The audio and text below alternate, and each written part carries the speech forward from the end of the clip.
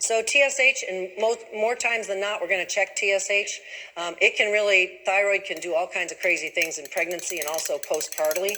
And so just know that generally is going to be something that's always checked. And STI screening. You're going to do more screening if they're under 25, because remember, they're the highest risk. You're going to ask about age of sexual partner and risking how much you should do if they're over 25, right? You're a new age clinician. You're going to be on that. And this is just a summary of what you potentially should be checking. And so that's a lot, but remember, it's always in the CDC STI app and on the CDC website. How many of you downloaded the app, the STI app? Good job. Every hand in this room should go up, because you should use those guidelines when you see every patient. You can open up the guidelines with the patient and say, look, I want to review this information with you. And meanwhile, you're checking yourself. But you can tell them, I want to educate you about this, and meanwhile, you're like taking notes in your brain. What vaccinations are safe and should be given in pregnancy? Select all that apply. So we're looking for correct answers here. How about tetanus and diphtheria? Yes, so let's circle number 1. How about number 2, MMR? We just talked about it. No. Hopefully they got updated before their pregnancy, and if not, we're going to wait. How about number 3, the HPV vaccination? No, so we're not going to circle that. How about the influenza vaccination? Yes, important. Number 4, if you haven't had the time to get it yourself, get it. We want to create as much protection for all the vulnerable people out there. It's not so much for us as it is for the general population. It's certainly for you too under certain circumstances, and also it's supposed to be really tough this year. So just from a point of view, you got no time to be sick, you need to get it. How about number 5, pneumococcal vaccination? No, we're going to wait on that. So basically the answers are 1 and 4. And we're going to make sure that we update with every pregnancy, because we're giving these immunizations to help the baby when the baby is first born. Because the baby relies on the mother's immunity for how many months? At least 4 solid months after birth. So that's the reason why these are so essential, to make sure we update with every pregnancy. So you're going to think about tuberculosis and sickle cell screening depending upon the patient's risk. And that's totally individual, where the patient is, what their circumstances are, what their family history is. If they're of Mediterranean descent, more than likely you're going to check sickle cell. And we do ultrasounds a lot now. And we do them for a variety of reasons. In first trimester, often it's just to kind of confirm the pregnancy. If there's sort of not a real clear sense of whether or not that last period was normal or not, it helps figure out the due date. If patients are having any bleeding, we usually do an ultrasound. And even in first trimester, at the end of first trimester, fetal abnormalities can be identified. As early as 11 weeks for Down syndrome, we can see thickening in the neck. So ultrasound is getting more and more sensitive in its ability to identify abnormalities. Second trimester, any bleeding problems, any problems in terms of the patient's belly not matching the dates that they're pregnant, we do an ultrasound. And in third trimester, often we check at the time of delivery if there's any doubt whether it's the butt that's down, ready to be delivered, or the head. Why? Because it's the only time in our lives when the butt is smaller than our heads, and it's not a good presenting part, because then the head can get stuck. So if there's a breech delivery, we want to know about it. And I've even seen very experienced OBGYNs have to get an ultrasound because they're not sure if it's a wide, hard V like a bowling ball, your head is like a bowling ball, versus a narrower, soft, squishy butt. So it's way better to get an ultrasound. So FYI. Was it Tom Cruise that had an ultrasound machine so he could check on his wife's growth every day? It's kind of crazy. So that's generally overkill. But we do a fair number of ultrasounds these days. So you've got a 32-year-old female presenting to your office with last menstrual period 45 days ago. I don't like that at all, do you? And lower right quadrant pain. Oh man, I don't like that at all. So what should be done in your differential diagnosis? What's down in the right lower quadrant in a female? Is the gallbladder? Nope, unless they have some kind of really weird defect they were born with. But let's not circle number 1. How about urinary tract? Yeah, ureters, it's possible. The bladder's down there. Yeah, sometimes patients have pain that's not the exact location of the problem. So let's circle number 2, UTI. How about number 3, ectopic pregnancy? That's really the red flag problem here on this list. So let's circle that for sure. And number 4, where's the appendix? Left side, right side? Right. So this is like this is the workup on a woman that has abdominal pain, the ultimate workup, because you got to rule out everything. How about number 5, ovarian cyst? Yes, so we have a lot to consider on this patient, 2, 3, 4, 5. And if they're in primary care, you've really got to figure out how concerned are you related to ectopic pregnancy, because at the point at which they start having pain, you really want them out of your office. You might not even grab a blood test. You might have the emergency room do that because you don't want them to rupture in primary care. And you have no idea. Are they going to rupture the minute they walk in your office? You don't know. You have no idea. So unless you have a crystal ball, don't take chances with these patients. Get them to the emergency room. And if it's any distance whatsoever, how should they go? In the ambulance. If it turns out to be something other than an ectopic pregnancy, fine. But you protected the patient. That's the key. Forget your pride. Your number one priority is protecting the patient. So lower abdominal pain with ectopic pregnancy is usually unilateral. That's fair game on an exam, for sure. Symptoms usually correlate with 6 to 8 weeks from last menstrual period. Now, sometimes these menstrual periods are a little weird. Lighter, later, sometimes they're flat out missed. So you're not quite sure what you're dealing with in this situation, which can make it hard. Sometimes they have a fever, not usually.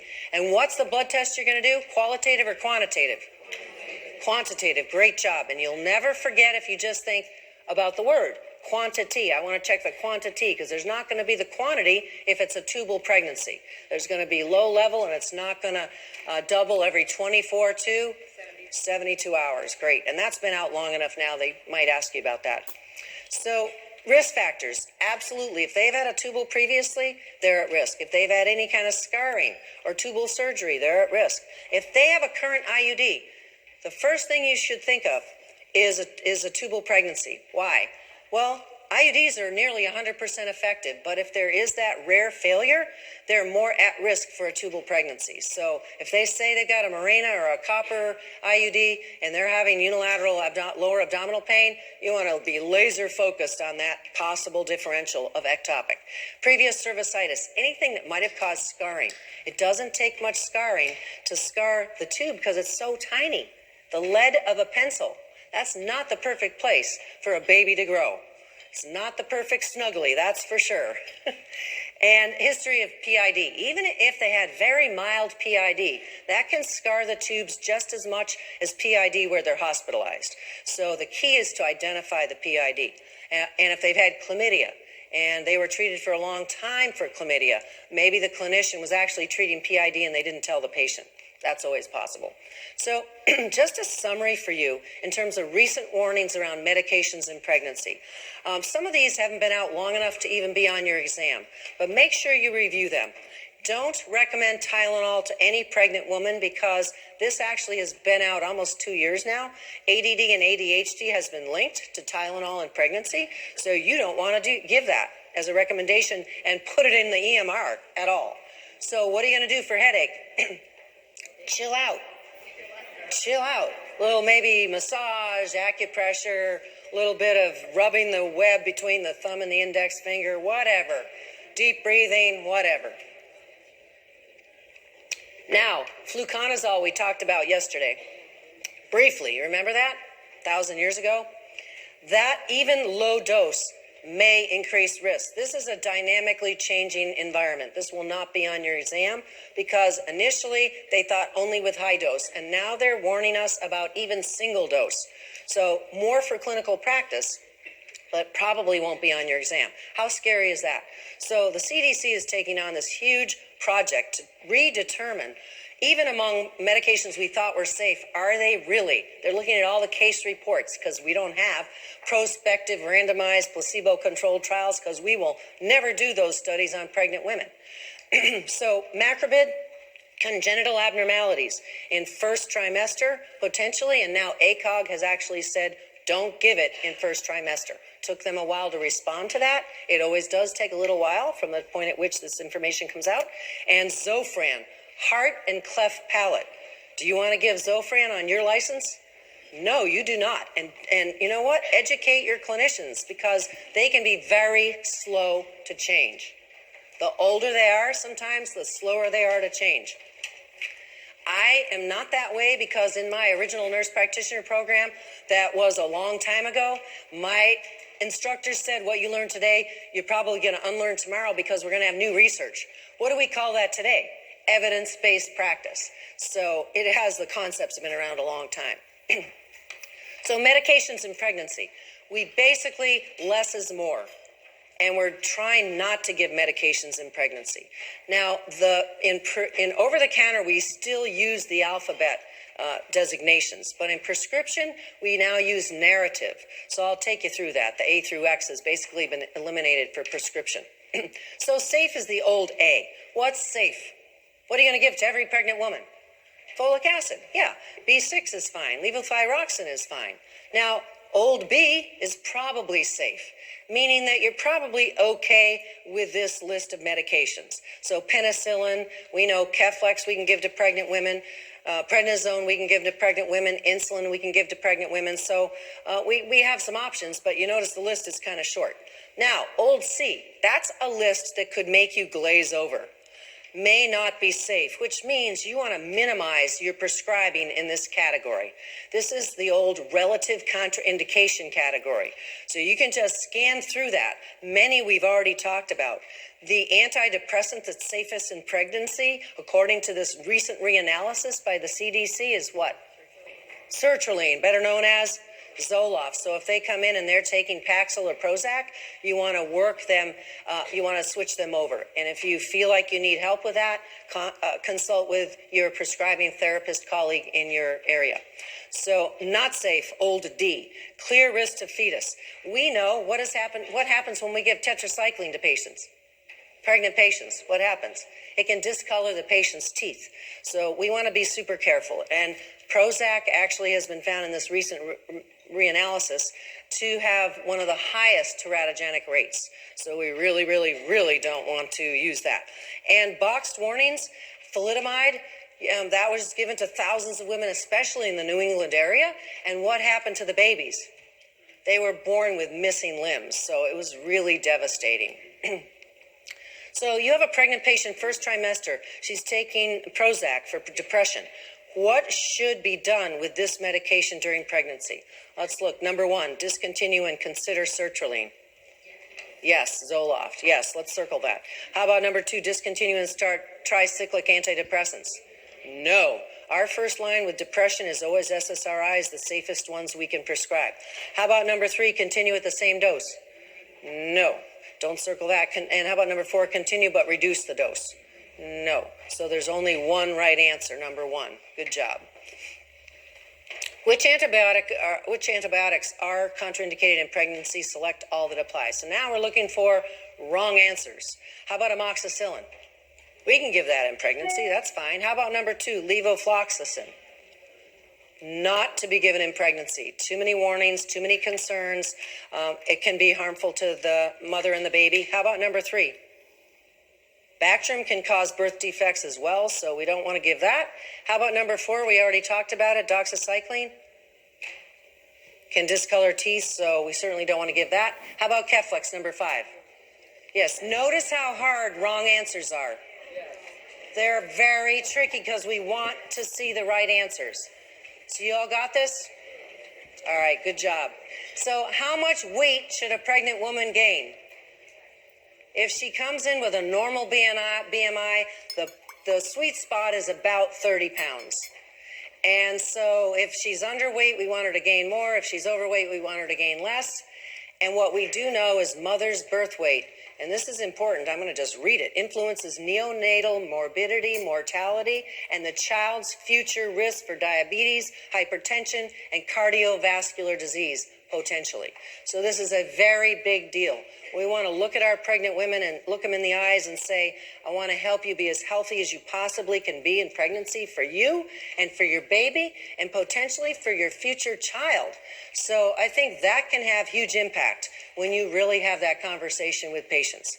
So it's a wonderful opportunity to help patients change their lifestyle and their habits, and maybe they'll extend through their lives. So how much exercise should we get? How much exercise should a pregnant woman get? About 30 minutes a day. You're like, yeah, right. I got to get my exam passed before I can do that. Remember, you can pound out, if you're not pregnant, you can pound out 30 minutes of exercise in terms of caloric output in 15 minutes if you do high intensity interval training. And there are apps for that. So it's simple and easy. So time is an excuse.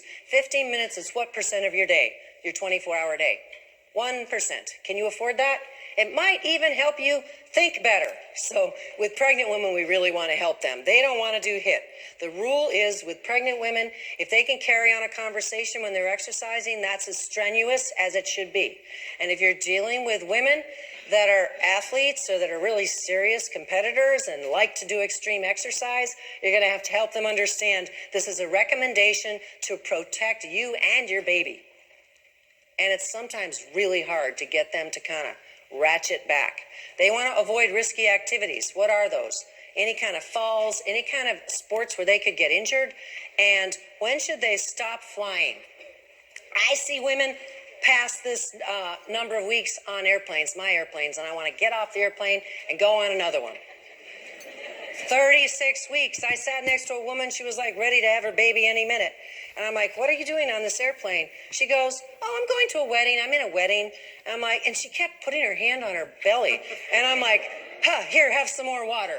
And I'm like, really watching her carefully. I have a OBGYN friend who delivered a baby a few years ago on an airplane. She said she was so terrified because if there's a complication, what are you going to do?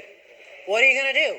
It's really frightening. So you've got to get patients to understand this recommendation. And what if they have a history of preterm labor? What are you going to tell them? Don't fly. Whenever that preterm labor happened in the past, don't fly beyond that point. Maybe it was 28 weeks, who knows? But you want to really help them understand the importance of this. How many of you are flying somewhere today?